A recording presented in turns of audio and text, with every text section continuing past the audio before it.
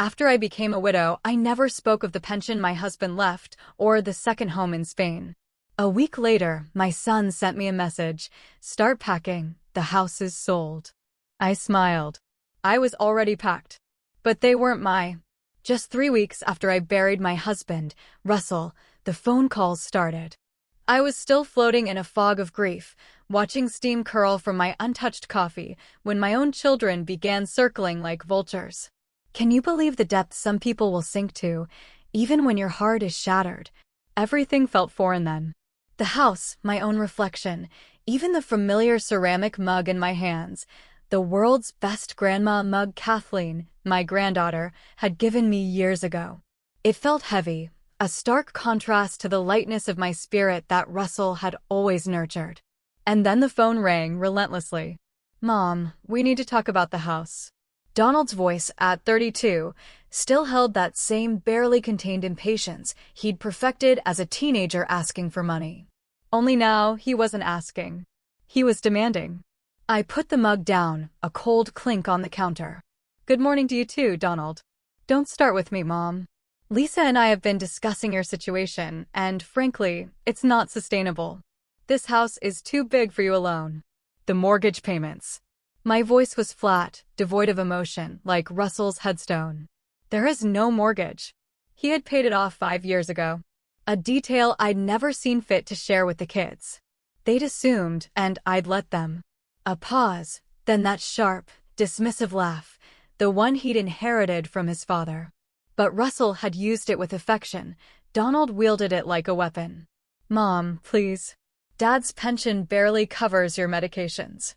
We all know the financial strain you're under. I walked to the window, staring out at the garden Russell and I had tended for 23 years. The roses neglected. The herb garden overgrown. Once, these tasks brought us joy. Now, they were monuments to everything I'd lost. Your concern is touching, I said, my reflection staring back at me from the glass. Gray hair screaming for color, lines etched deeper around my eyes in just 1 month. 63 years of living, catching me off guard in my own kitchen. Don't be dramatic, Mom. Darlene agrees with me. We think you should consider moving in with one of us. Darlene agrees? My daughter hadn't called since the funeral.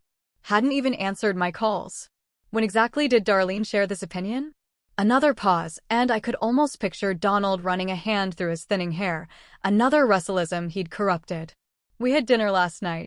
As a family. To discuss your options. My options. Not our mother's future. Not how we could help Mom through this devastating time. My options, as if I were a problem to be solved, not a person to be supported. I see. I opened the refrigerator, the casserole dishes from well-meaning neighbors still untouched. And these options include selling my home? It makes financial sense. You could help Lisa and me with our down payment. We've been looking at that colonial on Maple Street. And Darlene could use some assistance with Kathleen's college fund. It's a win-win situation. I closed the refrigerator door with a little more force than necessary. A win-win situation. Mom, you know, I didn't mean it like that. But he had. Donald had always been transparent in his selfishness, almost refreshing compared to Darlene's subtle manipulations, the way she'd learned to ask for things sideways, making me feel guilty for not offering what she'd never directly requested. What did you tell your sister about my finances? I asked, my voice dangerously calm. Just the truth. That Dad's pension isn't enough. That the house is too much for you to handle alone. That you're probably struggling more than you're letting on. The truth, as if he knew anything about my actual circumstances. As if any of them had bothered to ask detailed questions about Russell's affairs, about the investments he'd made, about the modest inheritance from his mother that we'd quietly saved and invested over the years. I thought about the folder in Russell's desk drawer. The one I'd found while sorting his papers, bank statements, investment portfolios, the deed to a small villa in Marbella. He'd bought it as a surprise for our retirement, just 6 months before his heart attack. A place where we can watch sunsets and drink wine without anyone asking us for anything, he'd said, showing me the photos. I'll think about it, I said finally. Mom, we're not asking you to think about it. We're telling you what needs to happen. Lisa found a buyer already. Her cousin Gregory is in real estate, and he's got a client who's very interested. Cash offer. Quick closing. Start packing your bags. My hand tightened on the phone. You found a buyer for my house? We're trying to help you, Mom. The sooner you accept that this is the best solution for everyone, the easier this transition will be. Transition. As if grief were a business merger. As if the dismantling of 30 years of marriage could be reduced to paperwork and profit margins. And where exactly am I supposed to live during this transition? Well, that's what we wanted to discuss. Darlene's got that finished basement. And with Kathleen away at college most of the year, there's plenty of space. You'd have your own entrance, your own bathroom. It could work out perfectly. Darlene's basement. The same one that flooded every spring. Where she stored Christmas decorations and exercise equipment she never used. The same basement where I'd been relegated during last year's Thanksgiving dinner while the real adults ate upstairs. How generous of Darlene to offer. She's excited about it, actually. Thinks it could be good for both of you. You could help with Kathleen when she's home from school. Maybe do some cooking. You know how Darlene struggles with meal planning. Of course, Darlene struggled with meal planning. The same way she struggled with laundry, cleaning, and remembering to call her mother. But she excelled at delegating these struggles to others, particularly to the woman who'd raised her to be self-sufficient. And Donald, I asked, what role do you play in this arrangement? Lisa and I will handle the house sale. Obviously, the paperwork, the negotiations. We'll make sure you get a fair price. Fair. I almost laughed. Donald's definition of fairness had always been tilted in his favor, like a carnival game designed to separate fools from their money. I need to think about this, I repeated. Mom, there's nothing to think about. Gregory's client is serious. They want to close within the month. A month? They were giving me a month to dismantle the life Russell and I had built together. To surrender the home where we'd hosted their birthday parties and graduation celebrations, where we'd nursed them through chickenpox and heartbreak and the various crises of young adulthood. I said, I need to think about it. Fine, but don't take too long. Good opportunities don't wait around forever. The line went dead. I stood in my kitchen, phone still in hand, listening to the sudden silence that seemed to echo through the empty house. Outside, a neighbor's dog barked. A car door slammed. Life, continuing its normal rhythm while mine spun violently out of control. I walked to Russell's study, to the desk where he'd paid bills and planned our future for over 2 decades. The folder was still there, tucked beneath old tax returns. I pulled it out, spreading the contents across the wooden surface we'd bought at an estate sale when Donald was still in high school. Bank statements showing balances that would make my children's eyes widen. Investment portfolios that had weathered market storms and emerged stronger. The deed to the villa in Spain, complete with photographs of whitewashed walls and a terrace overlooking the Mediterranean. Russell had been a quiet man, methodical in his planning. He'd never boasted about money, never flaunted our security. Let them think we're struggling, he'd said once when Donald had asked for yet another loan. It builds character. I thought he was being cruel then. Now, I understood it as wisdom. My phone buzzed. A text from Darlene. Mom, Donald told me about the house. I know this is hard, but it's really for the best. Kathleen's so excited about having Grandma closer. Can't wait to discuss the details. Kathleen, my granddaughter, who'd spent summers with Russell and me, who'd learned to bake cookies in this kitchen and plant tomatoes in this garden, who'd called me every week during her first semester at college, homesick and overwhelmed, seeking comfort from the grandmother who'd always had time for her stories. When was the last time Kathleen had called? 2 months ago? 3? I scrolled through my phone, looking for recent messages from my granddaughter. Nothing since Christmas, when she'd send a group text thanking everyone for gifts. No personal messages, no requests for advice, no updates about her classes or her boyfriend or her plans for summer break. The silence stretched around me, heavy with realization. They'd already moved on, all of them. Russell's death had been an inconvenience to be managed, not a loss to be mourned together. And I was simply another inconvenience. Another problem requiring their efficient solution. I closed the folder and returned it to the drawer. Then I walked upstairs to my bedroom, to the closet where Russell's clothes still hung, still carrying the faint scent of his aftershave. I pulled out a suitcase from the top shelf. It was time to start packing. But not the kind of packing Donald expected. The law office smelled of leather and old paper, a scent that reminded me of Russell's study, but felt infinitely more powerful. I sat across from Connie West, the estate attorney Russell had chosen years ago, a sharp woman in her 50s with silver-streaked hair and eyes that missed nothing. "Mrs. Lawson, I have to say, this is highly unusual." Connie spread the documents across her mahogany desk, each page crisp and official. "Your husband was very specific about these contingencies, but I never expected we'd need to implement them." I smoothed my black dress, the same one I'd worn to the funeral, and kept my voice steady. "Russell always said I underestimated people's capacity for selfishness. I'm beginning to think he was protecting me from a truth I wasn't ready to see." Connie nodded, her fingers tracing the edge of a document. "The revocable trust he established gives you complete control over all assets. The children were never named as beneficiaries of the real estate. Only the life insurance policy. Everything else, the house, the investments, the property in Spain, belongs entirely to you. And they don't know about the Spanish property. According to Russell's instructions, that information was to be shared only with you, and only after the initial 30-day period following his death." Connie leaned back in her chair. "He seemed to anticipate that your children might pressure you into hasty decisions." Pressure. Such a polite word for what Donald had attempted. I thought about his voice on the phone yesterday, demanding rather than requesting, treating me like an incompetent child who couldn't manage her own affairs. "The house sale they've arranged," I said. "Can it be stopped? You're the sole owner. No sale can proceed without your signature. If they found a buyer and are making promises, they're operating under false assumptions." Connie's smile was thin but satisfied. "Russell was very clear about protecting your autonomy." I felt something loosen in my chest, a knot of anxiety I'd carried since Donald's call. "And the Spanish property? Fully paid. Legally yours. The property management company Russell contracted sends monthly reports. The house has been maintained and is ready for occupancy whenever you choose." Whenever you choose.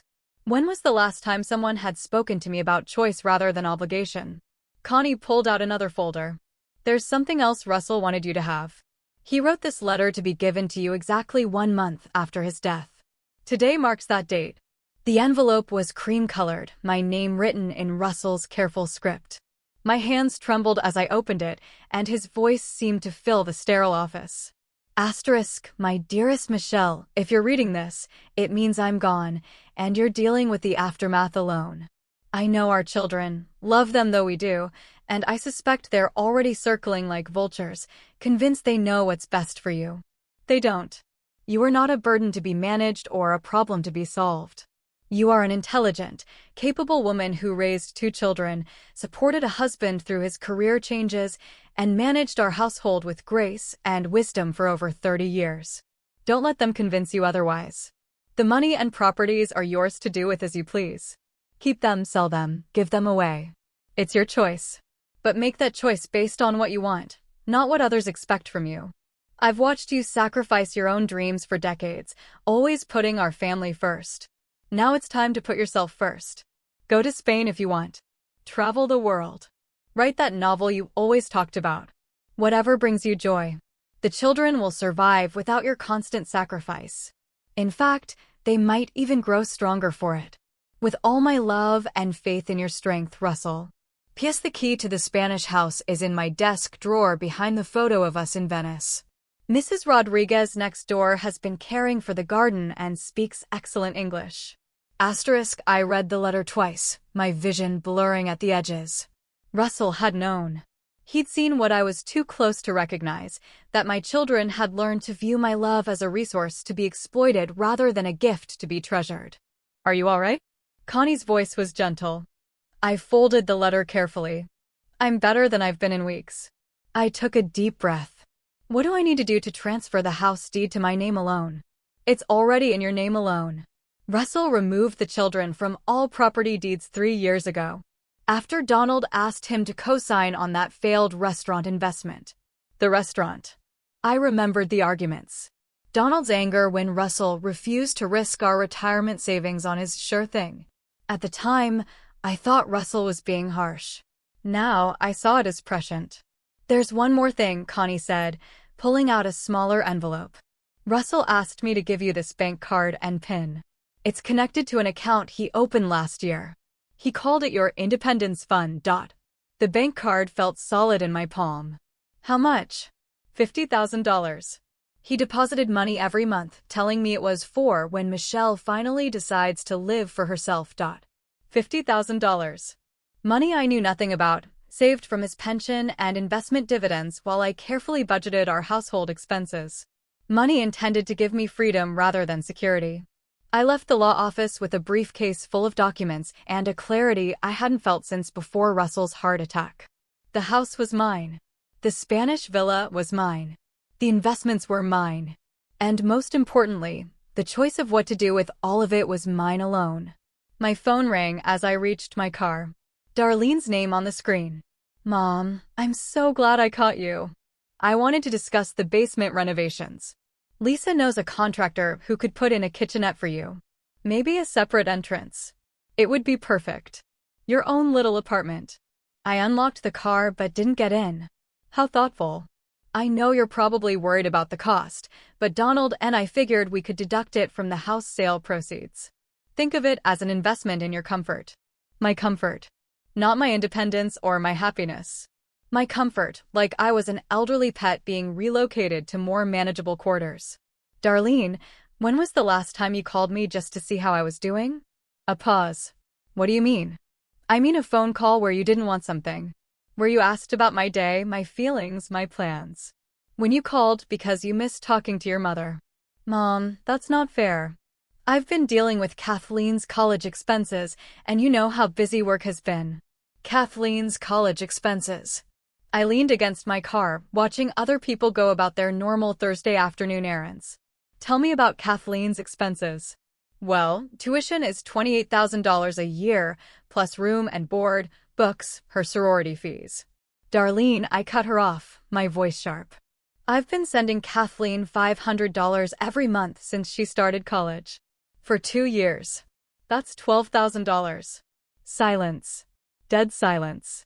Money that was supposed to help with her expenses. Money you never mentioned to Donald when you discussed my supposed financial struggles. Mom, that money helps, but it doesn't cover everything. Have you told Kathleen that I send that money? Another pause, longer this time. She knows you help out. Does she know the amount? Does she know it comes from my pension, not from some college fund Russell left behind? I don't see why those details matter. I closed my eyes, feeling something cold settle in my stomach. She doesn't know, does she? She thinks her college expenses are covered by your hard work and sacrifice. She has no idea that her grandmother has been quietly funding her education. Mom, you're making this more complicated than it needs to be. Am I?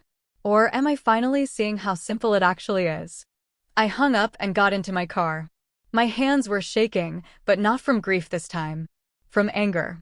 Pure, clean anger that felt like waking up after a long, confusing dream. At home, I went straight to Russell's desk and found the key exactly where he'd said it would be.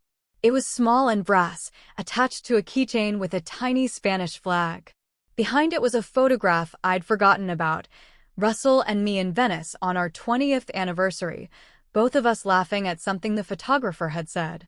I looked younger in the photo, but not because of fewer wrinkles or less gray hair. I looked younger because I looked genuinely happy, unguarded in a way I couldn't remember being in recent years. My phone buzzed with another text from Donald. Mom, Gregory needs an answer by tomorrow. His client is getting impatient. Don't mess this up for all of us. Don't mess this up for all of us. I deleted the message without responding and opened my laptop. It took me 20 minutes to find the property management company's website and another 10 minutes to compose an email to Mrs. Rodriguez, the neighbor who'd been caring for the Spanish house. Asterisk, Dear Mrs. Rodriguez, my name is Michelle Lawson, and I am Russell's widow. I believe you have been caring for our house on Calle de los Flores. I am planning to visit Spain very soon and would like to arrange to stay in the house for an extended period. Please let me know what preparations need to be made. Thank you for your kindness in maintaining the property during this difficult time. Sincerely, Michelle Lawson. Asterisk, I hit send before I could second-guess myself. Then I pulled out the suitcase I'd retrieved yesterday and began to pack. But first, I opened Donald's childhood closet and began filling boxes with his old trophies, school papers, and the baseball glove Russell had bought him for his 10th birthday. Everything that mattered from his time in this house, carefully wrapped and labeled. I was halfway through Darlene's room when my phone rang. An international number. Mrs. Lawson, this is Pilar Rodriguez. I just received your email, and I am so sorry for your loss. Russell spoke of you often. Her English was accented but clear, her voice warm in a way that made my chest tight with unexpected emotion. Thank you, Mrs. Rodriguez. I hope it's not too much trouble, but I'm thinking about coming to Spain quite soon. Oh, no trouble at all. The house is ready. I check on it every week, and the garden is beautiful. Russell would be so happy to know you are coming. When were you thinking to arrive? I looked around Darlene's childhood bedroom at the boxes of memories I was packing for children who saw me as an obstacle to their inheritance. Next week, I said. I'd like to come next week. The moving truck arrived at 7 in the morning, just as Donald's car pulled into my driveway.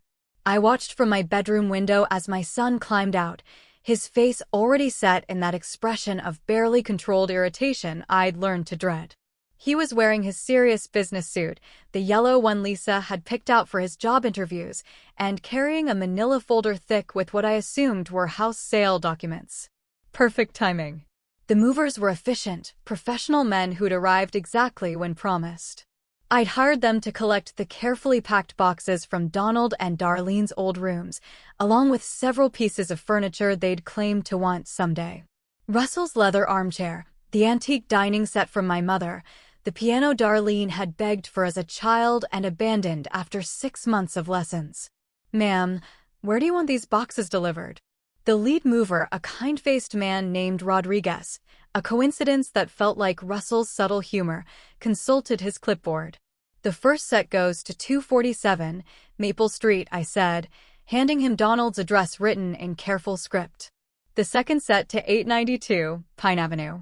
Ring the doorbell and tell them these are gifts from Michelle Lawson. Memories they'll want to keep safe. Rodriguez nodded professionally, but I caught the slight smile tugging at the corner of his mouth. 20 years in the moving business probably meant he'd seen his share of family drama. Donald's sharp knock interrupted my instructions. I opened the door wearing the red dress Russell had always said brought out my eyes, my hair freshly styled, looking nothing like the grieving widow he expected to manipulate. Mom, what the hell is going on? Why is there a moving truck in your driveway? Good morning, Donald. I'm having some things moved. He pushed past me into the hallway, his eyes scanning the boxes labeled with his name. These are my things. My childhood things. Why are you packing up my stuff? I thought you'd want them. Memories are precious, don't you think? His face flushed, a red that started at his collar and crept upward, the same look he'd gotten as a teenager when caught in lies. Mom, we need to talk. Gregory's client is ready to make an offer. We need your signature today. I closed the door and leaned against it, watching him pace my entryway like a caged animal. Donald, sit down. I don't want to sit down. I want to know why you're acting so strange. First, you don't return my calls for 3 days. Now there's a moving truck. Sit down. Something in my voice stopped him mid-sentence. He sat on the bottom step of the staircase, the manila folder clutched in his hands like a shield. Where exactly did you tell Gregory's client the money from this house sale would go? I asked, my voice deadly quiet. What do you mean? I mean, did you tell them the proceeds would be split between you and Darlene? Did you calculate how much you'd each receive after paying off this mysterious mortgage you're so worried about? Donald's jaw tightened. Mom, you're not thinking clearly. Grief can cloud judgment. My judgment is perfectly clear. Clearer than it's been in years. I walked to Russell's chair, the one the movers would soon carry to Donald's house, whether he wanted it or not. Let me ask you something else. When you had dinner with Darlene to discuss my situation, did either of you ask how I was handling Russell's death emotionally? Of course, we care about, did you ask if I was sleeping? Eating? If I needed someone to talk to, or just needed company? Did you ask what I might want to do with my life now that I'm alone for the first time in 30 years? He stared at me, the folder crinkling in his grip. Or did you spend the entire dinner calculating how much money you could extract from your father's death? That's not fair, isn't it? I pulled out my phone and opened the calculator app. Let's see. If you sold my house for the amount Gregory quoted, $350,000, and split it between you and Darlene after imaginary closing costs, you'd each get about $160,000. Am I close? The color drained from his face. That's what I thought. Donald, do you know what your father's actual pension pays me monthly? Mom, I don't see why. $4,200. Every month. Along with his Social Security and the dividend payments from investments you know nothing about. I let the numbers sink in. Tell me again how I can't afford to keep this house. Donald stood up abruptly, the folder falling to the floor. You lied to us. I never lied. You assumed, and I didn't correct your assumptions. There's a difference. You let us think you were struggling. You wanted to think I was struggling. It made it easier to justify treating me like a problem to be solved rather than a person to be supported. The moving truck's engine rumbled outside. Through the window, I could see the men loading Russell's chair into the back. Mom, if you don't need the money, then why? Donald stopped, his businessman's brain finally catching up. You're punishing us. I'm giving you exactly what you asked for. That's not what we asked for. Isn't it? You asked me to move out of my house. I'm moving. You wanted my belongings distributed so they wouldn't be a burden. I'm distributing them. I picked up the folder he dropped, glancing at the sale documents with Gregory's agency letterhead. You wanted to handle my affairs for me? But Donald, the problem is, these aren't your affairs to handle. He grabbed for the folder, but I held it away from him. Mom, be reasonable. We can work this out. Maybe you don't have to move to Darlene's. We could find you a nice apartment. Something more manageable. More manageable for whom? The question hung between us like a blade. Donald's mouth opened and closed, searching for words that wouldn't incriminate him further. My phone rang. Darlene's name flashed on the screen. Answer it, I said. Put it on speaker. Donald shook his head, but I answered anyway and activated the speaker. Mom, what is this insanity? There's a moving truck at my house, and 2 men are trying to deliver a piano I don't have room for. Hello, Darlene. The piano you begged for when you were 8. I thought you'd want it back. I don't want it back. I have no room for a piano. And Donald called me about some crazy idea that you're not selling the house. The house isn't being sold. Silence on the other end of the line. Then what do you mean it's not being sold? I mean exactly that. This is my house. Russell left it to me. I'm not selling it. But Donald said you couldn't afford. Donald was wrong about many things. Another silence, longer this time. When Darlene spoke again, her voice had that sharp edge I remembered from her teenage years. Mom, I don't know what game you think you're playing, but people are counting on this sale. I've already talked to Kathleen about her having a bedroom at my house when you move in. Kathleen. I looked at Donald, whose face had gone pale. Tell me about Kathleen, Darlene. What about her? When was the last time she called me? I don't keep track of Kathleen's phone calls. The last time she called me was December 15th, Christmas break.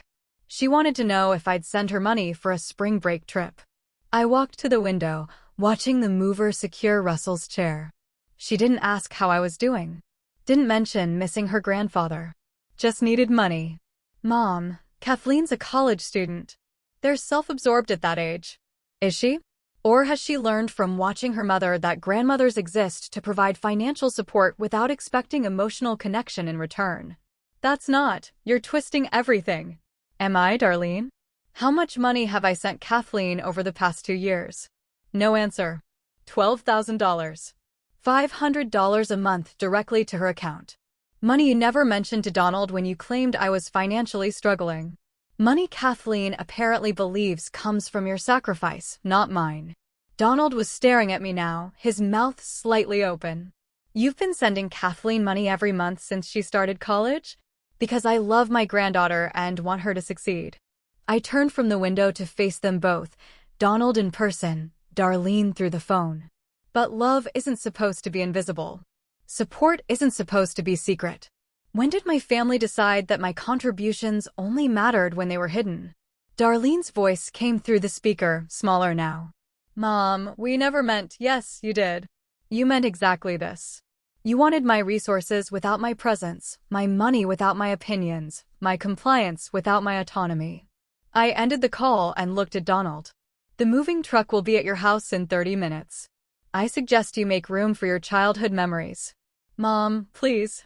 We can fix this. How? The questions stopped him cold. I could see him searching for the right words, the magic phrase that would restore his access to my resources without requiring genuine respect or relationship. We could have dinner as a family. Talk about what you really want. What I really want. I laughed, surprising myself with the sound.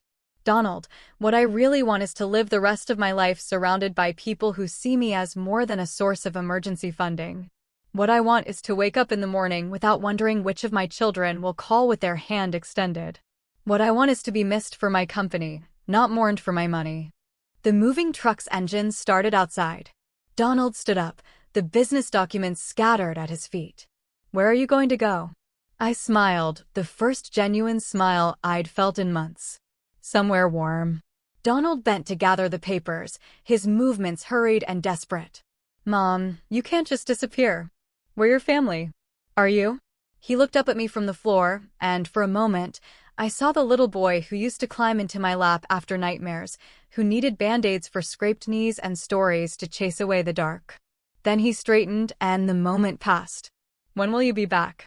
I opened the front door, letting in the morning sunlight and the sound of the moving truck pulling away. I'll let you know. The flight to Madrid was 13 hours of crystalline clarity. I sat in the window seat Russell had always preferred, watching the Atlantic Ocean spread beneath us like a vast promise. The woman beside me, a chatty retiree from Phoenix visiting her daughter, had tried to engage me in conversation during takeoff, but something in my expression must have warned her off. I wasn't ready for small talk or the casual intimacy of airplane confessions. I was too busy savoring the silence of my phone. For 3 days after Donald left my house, they'd called incessantly. Donald, Darlene, even Lisa, who'd never called me independently in the 5 years she'd been married to my son. The voicemails started apologetic and grew increasingly desperate. Mom, I think we had a misunderstanding. Michelle, it's Lisa. Donald is really upset. And I think if we could just talk. Mom, Kathleen is asking questions about the money, and I don't know what to tell her. Fine, Mom. You want to play games? Two can play that game. Don't expect us to come running when you realize how lonely you are. That last message from Darlene had crystallized something essential. The threat was supposed to wound me, the suggestion that I'd come crawling back, begging for their conditional affection. Instead, it felt like liberation. I turned off my phone that evening and hadn't turned it back on since. The customs officer in Madrid was a young woman with kind eyes who stamped my passport with professional efficiency. Purpose of visit? Starting over, I said. She smiled, the first genuine smile I'd received from anyone under 40 in months. Welcome to Spain, Senora. Pilar Rodriguez was waiting for me in the arrivals area, exactly as she'd promised. She was a compact woman in her early 60s with silver hair pulled back in an elegant bun and eyes that crinkled with warmth when she smiled. She held a small sign with my name written in careful script. Mrs. Lawson, welcome. Welcome. She embraced me like an old friend, and I found myself returning the hug with an intensity that surprised us both. How was your flight? Are you tired? Hungry? The house is ready for you. I made some simple food, just basics until you can shop for yourself. Her English was excellent, spoken with an accent that made everything sound musical. As we walked to her small Renault, she chattered about the weather, the neighborhood, the garden she'd been tending in my absence. Russell, he was so proud of this house, she said as we drove through the winding streets of Marbella. He would show me pictures on his phone. You in the kitchen in America, your grandchildren, always your grandchildren. My Michelle will love the kitchen here, he would say. She will make it sing with life. I pressed my lips together, not trusting my voice. Russell had talked about me here, in this place I'd never seen. To this woman I'd never met. He'd imagined a future for us that death had stolen, but somehow Pilar's words made it feel real again. The house took my breath away. It was smaller than our American home, but perfectly proportioned, with whitewashed walls and blue shutters that caught the afternoon light. Bougainvillea spilled over the garden walls in explosions of purple and pink, and lemon trees heavy with fruit lined the stone pathway to the front door. "It's beautiful," I whispered. "Russell, he chose well," Pilar said, producing the brass key I'd found in his desk. "Come, let me show you inside." The interior was cool and bright, with terracotta floors and windows that opened onto a small terrace overlooking the Mediterranean. The furniture was simple but elegant: a couch the color of cream, a wooden dining table for four, built-in bookcases waiting to be filled. In the kitchen, copper pots hung from hooks, and the countertops were tiled in blues and whites that reflected the sea beyond. "I stocked the refrigerator with basics," Pilar said, opening cabinets to show me plates and glasses, olive oil and wine. "There is bread, cheese, fruit. Tonight you rest. Tomorrow we explore the village together." "Yes," I nodded, suddenly overwhelmed by the kindness of this stranger who owed me nothing but had cared for my husband's dream as if it were her own. "Pilar, I can't thank you enough." "No thanks necessary. We are neighbors now. In Spain, neighbors are family." She patted my arm gently. "I live just there." She pointed through the window to a similar house 50 yards away. "So if you need anything at all, you call me." "Russell made me promise to take care of you." After she left, I stood alone in my Spanish kitchen and felt something I hadn't experienced in months: peace. I unpacked slowly, hanging my clothes in the bedroom closet, placing Russell's photograph on the bedside table, arranging my toiletries in the bright bathroom with its clawfoot tub and window facing the sea. Each action felt deliberate, meaningful, in a way that packing boxes for Donald and Darlene had not. As the sun began to set, I poured myself a glass of the wine Pilar had left and stepped onto the terrace. The Mediterranean stretched endlessly before me, painted in shades of gold and coral by the dying light. Sailboats bobbed in the distance like white prayers, and the sound of waves against rocks below created a rhythm that seemed to match my heartbeat. My phone, forgotten in my purse, began to ring. I considered ignoring it. I'd successfully avoided all contact for 4 days. But something made me check the caller ID. Kathleen, my granddaughter, calling for the first time since Christmas. I answered on the 4th ring. "Grandma." "Oh my God, finally. I've been trying to reach you for days." Her voice sounded different. Not the casual entitlement I'd grown used to, but something sharper, more focused. "Hello, Kathleen." "Grandma, where are you?" "Mom won't tell me anything except that you had some kind of fight with her and Uncle Donald, and now you're gone, and there's all this weird drama about a house sale that didn't happen." "Kathleen, slow down." "I can't slow down. I'm furious. Do you know what I found out? Do you know what Mom told me yesterday?" I sank into one of the terrace chairs, watching the last light fade from the sky. "What did she tell you?" "She told me you've been sending me money for college. $500 every month for 2 years. She said it like it was some big burden she'd been hiding to protect me." "But Grandma," Kathleen's voice cracked. "Why didn't you tell me? Why didn't I know?" The pain in her voice cut through me like a blade. "Your mother thought it was better." "Better for who?" "Better for her so she could take credit for my tuition payments? Better for Uncle Donald so he could pretend you were poor and needed to sell your house." Kathleen was crying now.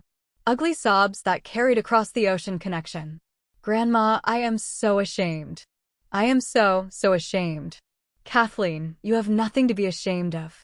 "Yes, I do. I let them convince me you were just this sad old lady who needed taken care of. I stopped calling because Mom said you were fragile and might get too attached if I talked to you too much. She said it was healthier to give you space to grieve." "Healthier." I closed my eyes, feeling the warm Spanish breeze carry the scent of lemons and salt water. "So I gave you space," Kathleen continued, her voice getting stronger with anger. "And meanwhile, you were paying my sorority dues and my textbook costs and probably my spring break trip. And I never even thanked you. I never even asked how you were doing without Grandpa, Kathleen, and now they're telling everyone you've had some kind of breakdown and disappeared." But Grandma, you haven't had a breakdown, have you? You've just finally had enough of their bullshit. The unexpected profanity made me smile despite everything. Language, Kathleen. Sorry, but am I right? I looked out at the darkening sea, at the lights beginning to twinkle in the village below. Yes, you're right. Where are you? Spain. Spain? I heard the shift in her voice, surprise replacing anger. Like the country Spain? Your grandfather bought a house here for our retirement. I'm sitting on the terrace right now looking at the Mediterranean. A long pause, then quietly. Is it beautiful? It's the most beautiful place I've ever seen. Grandma, I need to tell you something. I need to apologize. You don't need to apologize for anything, sweetheart. You were told lies by people you trusted. That's not your fault. But I should have known. I should have called you more. Should have asked questions. Kathleen, listen to me. I stood up, pacing the small terrace as the first stars appeared overhead. You're 20 years old. Your job right now is to study and grow and figure out who you want to become.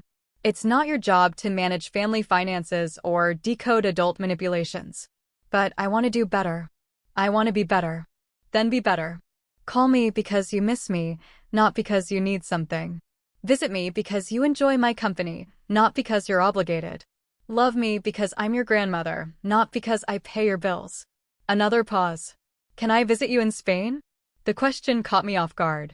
Kathleen, I don't know how long I'll be here. I don't care. I have spring break in 3 weeks. I can change my plans, cancel that stupid Cancun trip that you probably paid for anyway, and come see you instead. I want to meet this grandfather's dream house. I want to sit on that terrace and hear about your new life. Your new life. The phrase sent warmth through my chest. What would your mother say? I don't care what my mother says. Actually, that's not true. I care, but I'm not going to let what she says control my choices anymore. Kathleen's voice was growing stronger, more determined. Grandma, I'm 20 years old, and I just realized I don't really know you at all. I know the version of you that they presented to me.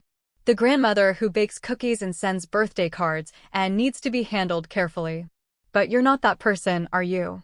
I thought about the woman who'd confronted Donald in her hallway, who'd systematically dismantled her children's assumptions, who'd boarded a plane to Spain with no return date.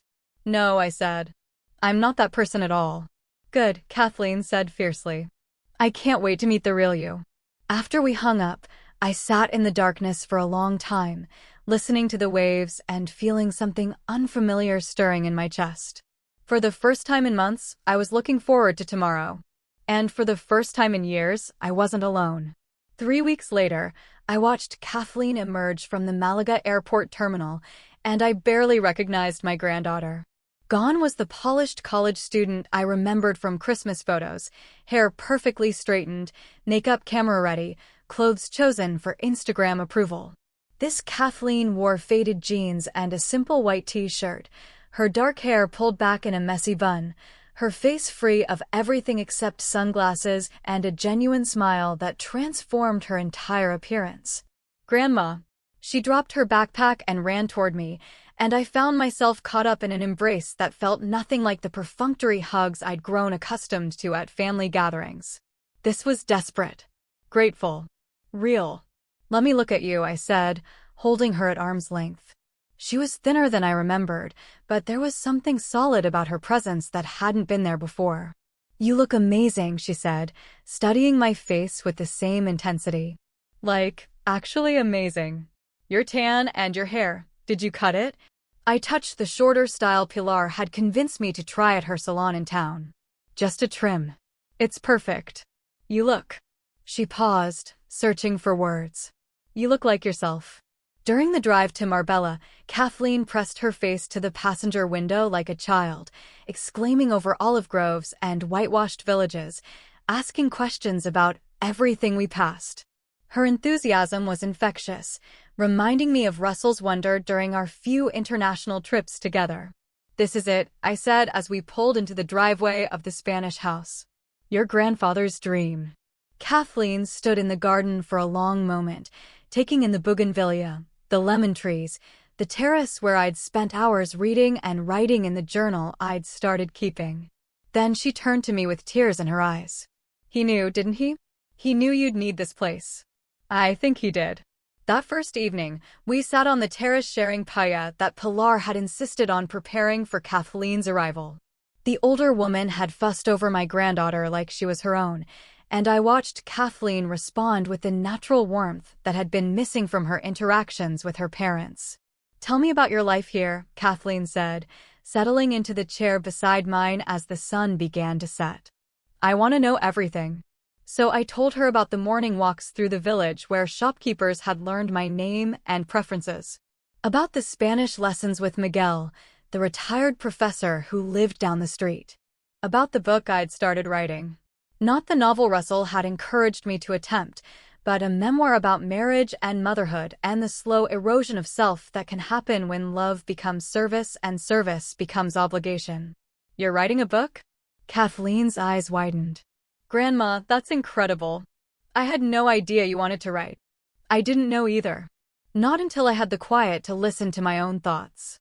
Kathleen was quiet for a moment. "Then Mom called me yesterday." I tensed, but Kathleen held up a hand. "She tried to convince me not to come. Said you were having some kind of breakdown and that seeing me might make it worse. She said I was being selfish coming here instead of spending spring break with the family. What did you tell her?"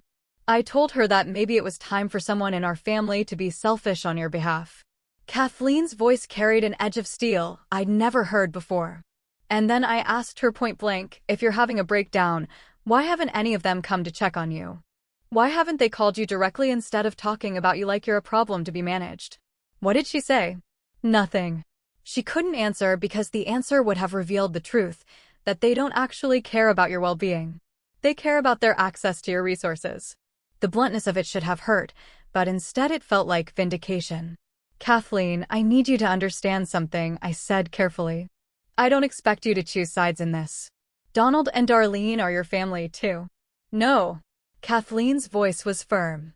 "They chose sides when they decided to use me as a weapon against you. When they let me believe you were poor and fragile while you were paying my bills. When they tried to isolate you from the people who might actually support you."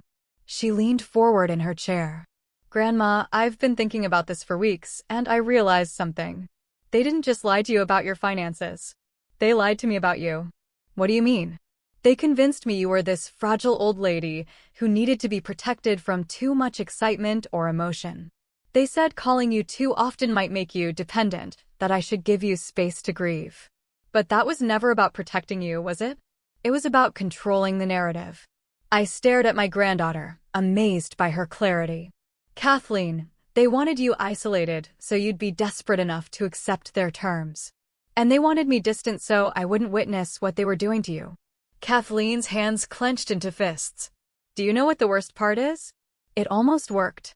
I almost became the kind of person who could ignore her grandmother's loneliness because it was convenient." "But you didn't become that person," I said, a wave of warmth washing over me.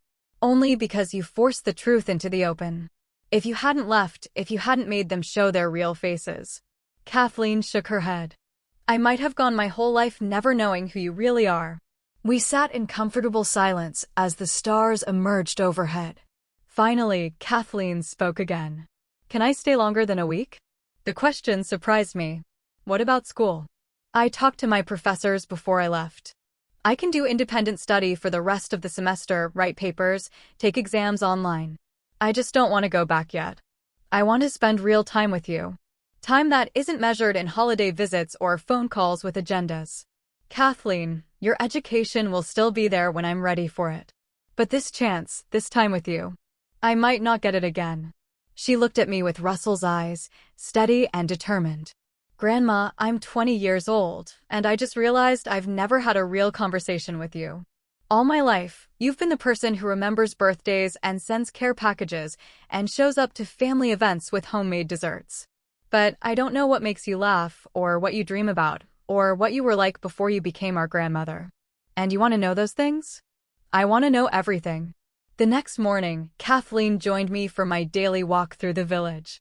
She charmed the baker with her attempts at Spanish, helped Pilar tend the garden, and listened with rapt attention as Miguel, the retired professor, told stories about his years teaching literature at the University of Madrid. Your grandmother, she has the soul of a writer, he told Kathleen over lunch at the cafe where I'd become a regular. She sees details others miss, understands the weight of small moments. She's always been like that, Kathleen said, looking at me with new appreciation. I just never paid attention before.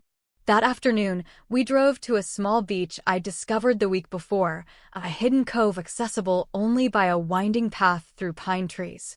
Kathleen spread a blanket on the sand while I unpacked the picnic lunch we'd assembled together. Grandma, can I ask you something personal? I looked up from the sandwiches. Of course. Are you ever going back? The question I'd been avoiding, even in my own thoughts. I don't know. But you could stay here permanently legally? I mean, Russell researched it thoroughly. You have residency options, healthcare, everything you'd need. I handed her a sandwich and settled beside her on the blanket. Why do you ask? Because I think you should stay. The certainty in her voice surprised me. And I think you should let Mom and Uncle Donald figure out their own lives without expecting you to fund their mistakes or validate their choices. Kathleen took a bite of her sandwich, chewing thoughtfully. And I think I should transfer to a university here. What? There are American programs in Madrid, Barcelona, even here in Malaga. I could finish my degree in international studies, become fluent in Spanish, maybe learn about a different way of living. She looked out at the Mediterranean, her expression thoughtful. Or maybe I could take a gap year, work with Pilar at her pottery studio, help you with your book. Figure out who I am when I'm not performing for an audience. Kathleen, that's a huge decision. So is getting on a plane to Spain. So is cutting your hair and writing a book and refusing to sell your house. Kathleen turned to face me fully. Grandma, for my entire life, I've been making decisions based on what other people expected from me, what Mom wanted, what my professors wanted, what my sorority sisters thought was appropriate. But sitting here with you, I feel like I'm seeing clearly for the first time. What do you see? I see that you're not the fragile old lady they painted you as. You're probably the strongest person I know. And I see that I don't want to be the kind of person who abandons someone I love because it's convenient. Kathleen's voice grew stronger. I want to be the kind of person who shows up, who chooses love over comfort, truth over convenience. Kathleen, your mother will never forgive me if I let you derail your life. This isn't derailing my life. This is saving it. Kathleen grabbed my hands, her grip warm and sure. Grandma, I was sleepwalking through college, going through the motions because it was expected. But I'm awake now, and I want to spend my awakeness with someone who sees me as more than a project to be managed. That evening, we called the university together and arranged for Kathleen's temporary leave of absence. Then we called Pilar to ask about the pottery studio apprenticeship. Finally, with the Spanish sun setting behind us and the sound of waves providing a soundtrack to our conversation, Kathleen made one last call to her mother. Mom, it's Kathleen. I'm extending my stay in Spain. No, I'm not having a breakdown. I'm having a breakthrough. I understand you're angry, but I'm 20 years old, and I get to decide how I spend my time. Actually, Mom, that's exactly what I'm doing. I'm choosing Grandma because she's the only person in our family who's ever treated me like I matter more than what I can provide. Kathleen ended the call and turned off her phone. Any regrets? I asked. She smiled. Russell's smile, full of quiet determination. Just one. That it took me 20 years to figure out where I belonged. As we sat together on my Spanish terrace, watching the stars emerge over the Mediterranean, I realized that my story of loss had become a story of finding. I'd lost the illusion of a family that demanded my diminishment, but I'd found the reality of a family that celebrated my strength. And for the first time since Russell's death, I wasn't just surviving. I was thriving. What about you? Have you ever had a moment where you realized your family's expectations were suffocating your own life? Tell me your thoughts in the comments below. I really want to know what you would have done in my place.